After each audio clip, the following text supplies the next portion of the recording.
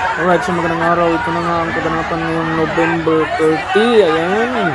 Papunta nga Mindiola. Ito sa pagkilos ng mga rallyista.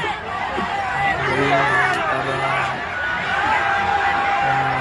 mapunta. Parating doon sa Manila. Malacanang. Para ipapanig ng kanilang hinayin. Alright, so yan kung mga polis nagbabarikada sila at pilit na hinaharang para matuloy ang mga rallyista dito, pero